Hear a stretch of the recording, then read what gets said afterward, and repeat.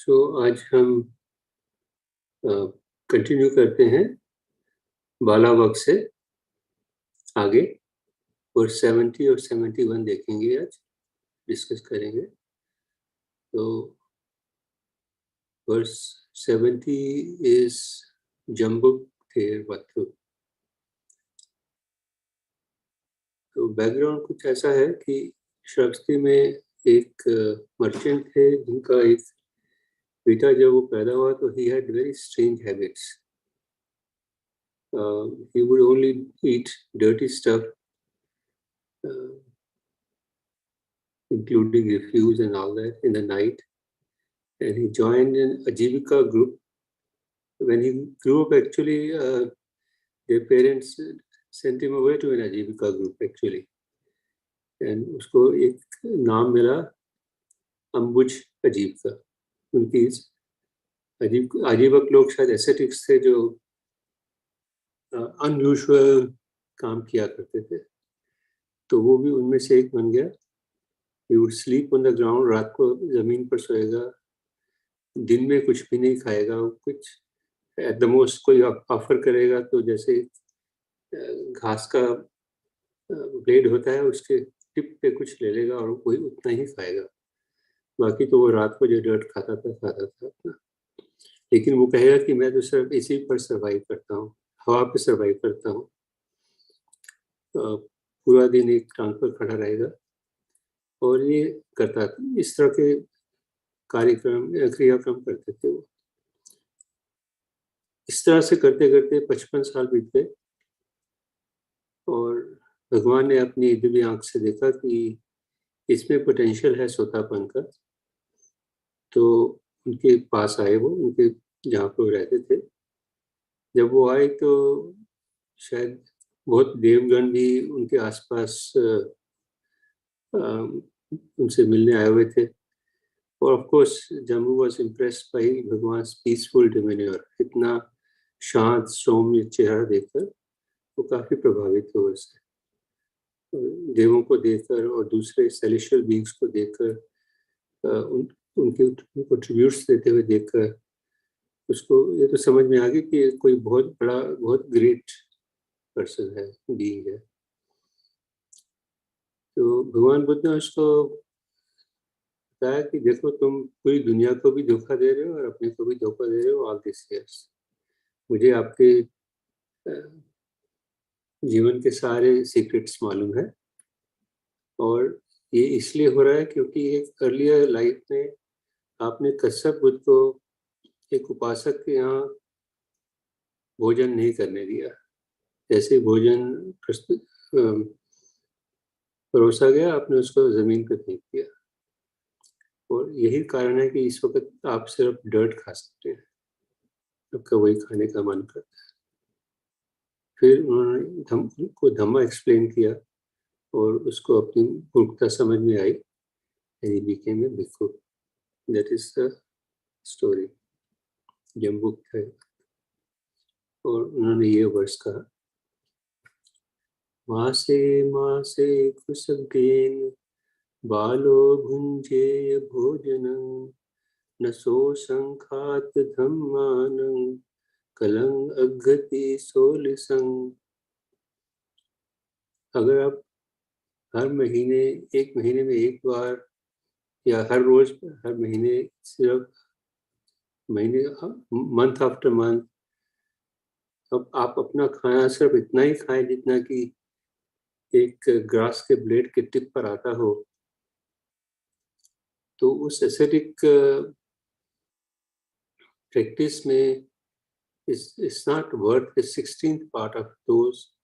ये 16वां भाग में नहीं होगा आपकी प्रैक्टिस ऑफ दोज जो सच्चाई को समझने की कोशिश करते हैं, ऐसा सच्चाई को समझते हैं। तो बेसिकली वो एसेटिक प्रैक्टिसेस के अगेंस्ट उन्होंने उनको समझाया कि ये इससे कोई फायदा नहीं है। अजान मुनिंदो की ट्रांसलेशन है कि आप चाहे जितनी मर्जी टाइम तक अपना रिजिड, बड़ा कटर एसेट में ऐसे स्केप्टिसिज्म प्रैक्टिस करते रहें, बहुत फ्रूगल डाइट लेते रहें, लेकिन एक मूर्ख की वैल्यू उससे बढ़ती नहीं है as compare to a person जो कि सच्चाई को देखने में लगा है। सच्चाई क्या है, सच्चाई देख।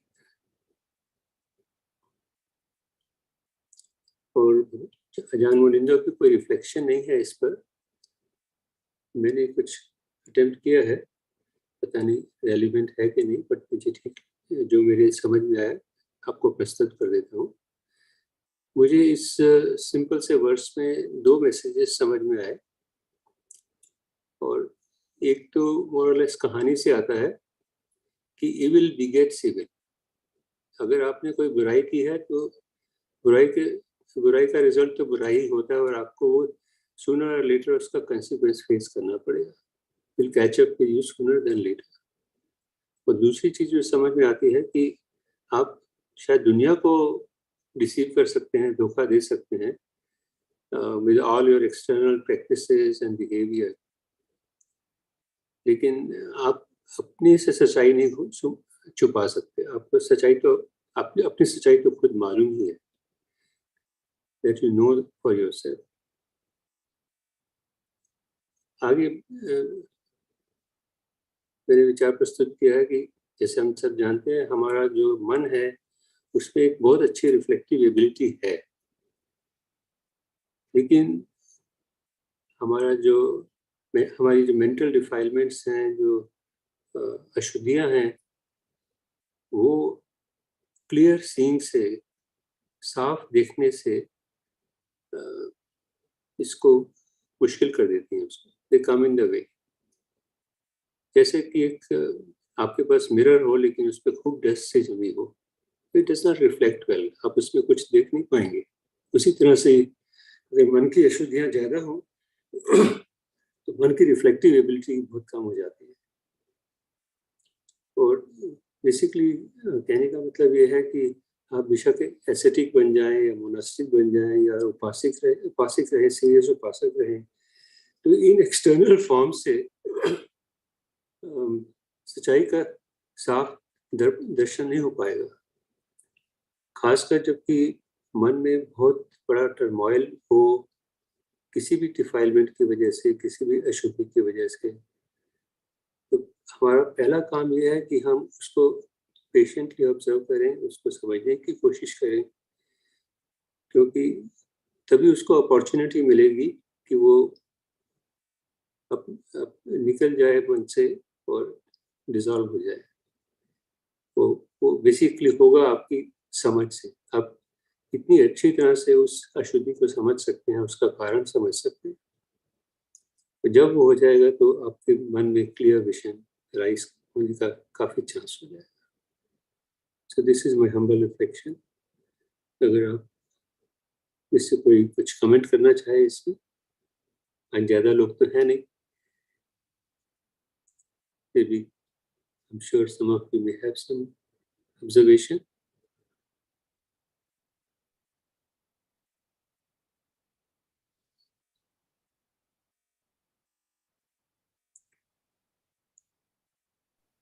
ठीक है, आगे बढ़ते हैं।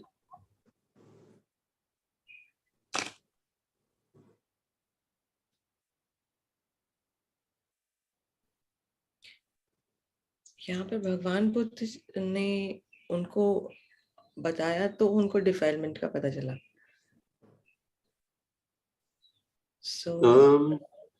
तो क्लियर नहीं है। तो भगवान बुद्ध ने उनको ये भी बोला ना कि आप दुनिया को धोखा दे सकते हो, मुझे धोखा नहीं दे सकते।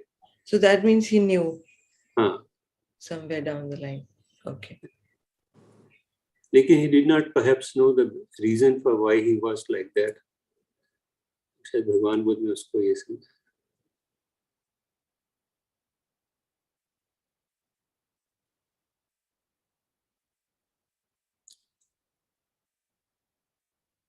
ठीक है, मैं आगे बढ़ता हूँ। वर्स 71 है अहिपेत पत्थु। तो इसका बैकग्राउंड है, एक बार Mahamoglan, venerable Mahamoglan arms round पे थे, उनके साथ लक्ष्मण थे और महामुगलान सडनली उन्होंने उनके मुंह पे फेस पे फेंट स्माइल सी आई। तो लक्ष्मण भिक्षु ने उसका कारण पूछा तो उन्होंने कहा मैं विहार में जाके शास्ता के सामने बताऊंगा। तो बाद में शास्ता के साथ डिस्कशन हुई तो उसने बताया कि उन्होंने उस वक्त एक प्रेत देखा था जिसका फेस तो ह्यूमन फेस की तरह था, लेकिन बॉडी एक स्नेक की तरह थी, एक सांप की तरह थी। तो शास्ता ने कहा हाँ मैंने भी देखा है उसको, लेकिन मैंने किसी को मेंशन नहीं किया क्योंकि अगर मैं मेंशन करूंगा और मुझे किसी ने भी उसके ऊपर विश्वास नहीं किया उस बात को, तो जो विश्वास नहीं करेगा उसका कोई अहित हो सकता है, क्योंकि बुद्ध की बात का विश्वास नहीं करने से शायद काफी कंसिक्वेंस होता है। तो इसीलिए करुणा के करके उसने इस बात का कभी मेंशन नहीं किया। तो फिर लोग भिक्षुओं ने उनसे पूछा कि इसका क्या कारण है कि वो स्टेट में है, इस तरह की स्टेट में है। तो शास्त्रा ने बैकग्राउंड स्टोरी बताई उसकी अर्ली बर्थ की। एक बार एक सिंपल सी झोपड़ी में एक पचेक बुद्ध रहते थे वाराणसी में। एक वहाँ पे जो नदी है उसके किनारे, गंगा नदी के किनारे हुआ, और एक फुटपाथ था जिसके द्वारा वो आर्म्स राउंड के लिए जाते थे और जिसके द्वारा लोग उनके पास आते थे उनको रिस्पेक्ट, उनको ट्रिब्यूट देने। लेकिन जो उस लैंड की ओनर था, जो उस लैंड का ओनर था, उसको ये अच्छा नहीं लगता था क्योंकि वो पगडंडी उसके खेतों में से बीच में से पड़ती थी। तो उसने क्या किया कि उसने खेतों को जब प्लो कर किया तो साथ साथ पगडंडी को भी प्लो कर दिया। लेकिन लोग तो लोग हैं, वो तो उन्होंने पाथ यूज करते रहने की कोशिश की, तो उसकी क्रॉप खराब हो गई या हो रही थी। उसको बहुत गुस्सा आया और उसने उस झोंपड़ी को जला दिया। पचेक बुद्ध तो वहां से चले गए, मूव टू अनदर प्लेस। लेकिन लोगों को जब उनको पता लगा कि वो वहाँ नहीं है, तो किसान ने उनको बताया कि he had burnt the hut, लोग बहुत नाराज हुए, बहुत गुस्सा हुए, ताकि उसको इतना पिटा पीटा कि वो बेचारा मर ही गया। And the story says that he was thrown into hell, तो सीधा नरक गए, and वहाँ पे अपनी टर्म कंप्लीट करके he was born on the vulture peak as a prey। तो ये बैकग्राउंड है, इसके साथ ही भगवान ने ये वर्स बोला। नहीं पापं कतंकमं सज्जुखीरं वमुच्यते दहन्तं बालं न वेति भस्मच्छन् पावको। सच में एक इविल डीड, एक बुरा काम जो आप करते हैं या करें तो उसका फल इमीडिएटली नजर नहीं आता। और जैसे कि दूध इमीडिएटली शॉवर नहीं हो जाता ऑल एट वंस, लेकिन ये जो बुरा काम है एक मूर्ख के पीछे वैसे ही पड़ा रहता है जैसे कि आप कोयले के ऊपर खड़े हो, लेकिन कोयला एशिश से ढका हो, आपको नजर नहीं आ रहा। जलते हुए कोयले से, स्मोल्डरिंग कोयले के ऊपर खड़े हैं। तो आप आग के ऊपर खड़े हैं और ऊपर से एशिश हैं, तो आपको आग दिखाई नहीं दे रही, लेकिन एक्सपीरियंस शायद वैसे होता है। हालांकि उसका फाइनल फ्रूट आपको अभी नजर नहीं आ रहा। अजान मुनिंदो का ट्रांसलेशन है कि जो फ्रेश मिल्क है वो इमीडिएटली कर्ड में नहीं बन जाता, उसको समय लगता है दही में बनने में। सिमिलरली जो बुरे काम है उनके फ्रूट्स, उनके फल इमीडिएटली हमारे सामने आते, कमर रूपा के इमीडिएटली हमारे सामने प्रस्तुत नहीं होते। However, fools do suffer the consequences, लेकिन कोई भी मूर्ख जो बुरा काम करेगा उसके कंसिक्वेंसेस तो उसको फेस करने ही पड़ेंगे फुलिशनेस के, as they would be burned by standing on coals hidden in ashes। तो ये शायद एक तरह से motivated by the experience of Narcasper stories। जलते हुए कोलों पे जैसे खड़े हो उस तरह ये बात हो जाती है। तो अगेन आजन मुनिंदो की कोई रिफ्लेक्शन नहीं है, तो मैंने कुछ अटेम्प्ट किया है, आपके सामने प्रस्तुत करता हूँ। हमें अच्छा लगता है और हम रिजॉइस करते हैं जब हमें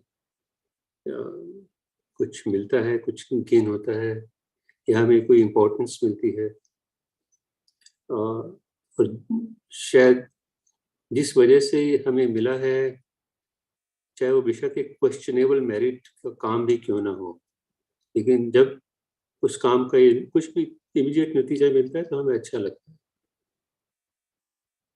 लेकिन अगर वो काम क्वेश्चनेबल मेरिट का है या बुरा काम है,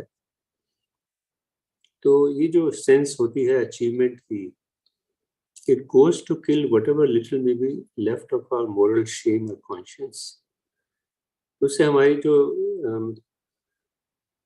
हीरी और उत्तप की प्रकृति है वो और भी कमजोर हो जाती है। ना हमें शर्म आती है, ना हमारी कॉन्शियस हमें दुखी करती है, तंग करती है उस वक्त। और ये जैसे हम जानते हैं, ये बहुत बड़े गार्डियन एंजल्स हैं हमारे लिए, और अगर हम उनको अपने पास रखें, they can caution us against misconduct, moral shame और कॉन्शियस। और अगर हम इनके बिना, इनके रिस्ट्रेनिंग हैंड्स के बिना कोई काम करते हैं, तो हम काफी नीचे गिर सकते हैं। जैसे हम किसी पर्वत पर चल रहे हैं और सडनली नीचे गिर जाएं जब हम ऐसे काम करें। ट्रेचरस लैंडस्केप हो तो ऐसा भी हो सकता है कि वो एक फ्री फॉल की तरह बदल जाए। हमारी कुछ भी कमियां हो, और हर एक इंसान में कुछ ना कुछ कमियां होती हैं, लेकिन अगर हम इन दो एंजल्स को अपने माइंड्स में रखें, तो ये होप रहती है कि थिंग्स विल टर्न अराउंड, कि हम शायद अपना फ्यूचर फिर से ठीक कर पाए, and we can come back to the path of recovery. और हो सकता है कि उस रिकवरी के बाद we can go on all the way to liberation of the mind. So basically मुझे जो इसमें लेसन आया कि हमें इन दो एंजल्स को, हिरी और उत्तप्पा को, मोरल शेम और कॉन्शियस को हमेशा नर्चर करते रहना चाहिए। ये मैसेज मुझे नजर आया तो मैंने इसको ऐसे लिख दिया। आपकी कोई ऑब्जर्वेशन या कमेंट हो, welcome please.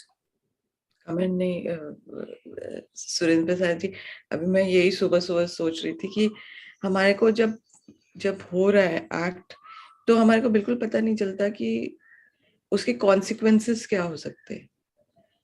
So to understand उस वक्त हमारे को कि कभी like we just miss out sometimes, उस वक्त की जो अवेयरनेस है कि वो उसको मुझे ऐसा कहना चाहिए कि whether it is according to Dhamma और नॉट, ये फाइंड आउट करना, क्योंकि वो इतना फास्ट हो रहा होता है तो आपको इतनी जानकारी नहीं रहती। यही तो दिक्कत है। Right, because if you are aware, हम अगर सजग रह सके हर वक्त, तब I mean that is a secret to really good practice, and that is our eventual aim, कि हम उस स्टेट तक पहुंच सके, constantly सजग रह सके। You're absolutely right. I agree with you. Many times you're totally unaware. उस वक्त फिर उत्तप भी दिमाग में नहीं आते, मैं जो कर रहा हूँ वो करना चाहिए या नहीं करना। जितना हम उसको नर्चर करेंगे शायद हम्म, चांस है कि वो एज ए हैबिट हमारी हेल्प कर सकेंगे सही कुछ सही। भी, hmm, right? So I would like to submit this and close, if you permit, and go back to you, Punam ji.